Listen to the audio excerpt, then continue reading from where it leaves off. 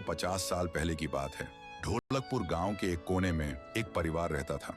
उस परिवार में था पीहू, उसका बड़े भाई साहुर और उनके मम्मी पापा। एक सुबह पीहू और साहुर घर के बाहर खेल रहे थे और अंदर उनकी मम्मी किचन में खाना बना रही थी। वो थोड़ी जल्दी में थी और तभी अचानक उनके कपड़ों में आग लग जाती है। वो चीख चीख के चिल्लाने लगती हैं। पीहू और साहुर मम्मी की चीख सुनकर भागकर अंदर आते हैं और जैसे ही मम्मी को जलते हुए देखते हैं वो चिल्लाते हैं, पापा जल्दी आओ पापा।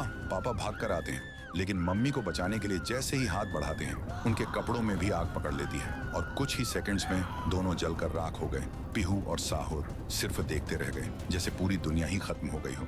अब पीहू घर में अकेली रहने लगी और साहुर हर दिन खेतों में काम करता, सिर्फ इसलिए ताकि उसकी बहन भूख से ना रहे। एक पूर्णिमा की रात थी।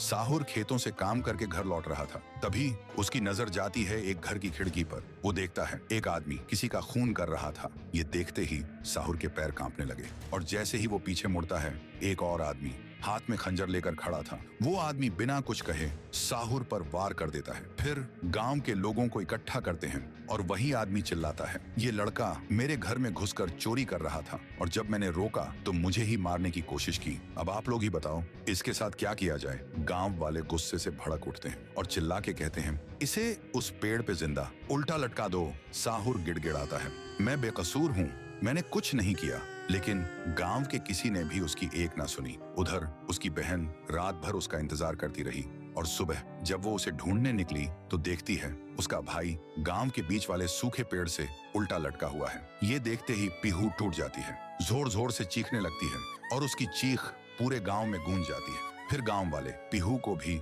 चोर का बहन कहकर गांव से निकाल देते हैं और तब से साहुर की आत्मा उस पेड़ के अंदर समा गई थी और पीहू गांव के बाहर एक झोपड़ी में रहने लगी थी। रोज एक पेड़ के नीचे बैठकर भीख मांगती थी लेकिन कोई भी उसे कुछ भी खाने को नहीं देता था। वो बस भूखी पेट पेड़ के नीचे लेटी रहती थी। साहुर भी अपनी बहन का दर्द महसूस कर पाता था लेकिन वो कुछ नहीं कर सकता था। फिर एक दिन पीहू रास्ते में खाना मांग रही थी और तभी एक नशे में चली गाड़ी ने उसे कुचल दिया था। तब से पीहू एक भूखी आत्मा बन गई जो हर गांव में भटकती थी, सिर्फ एक ही बात कहकर, मुझे भूख लगी है। ये सब याद करते ही तुंग तुंग तुंग साहुर की आंखों से आंसू टपकने लगते हैं और तभी उसे एक आवाज सुनाई देती है और बिना कुछ सोचे तुंग तुंग तुंग साहुरा उस सूखे पेड़ के अंदर से निकलता है और अंधेरे में सीधा उस आवाज की तरफ चल पड़ता है। तो दोस्तों, अगर आप चाहते हो कि अगले पार्ट में पीहू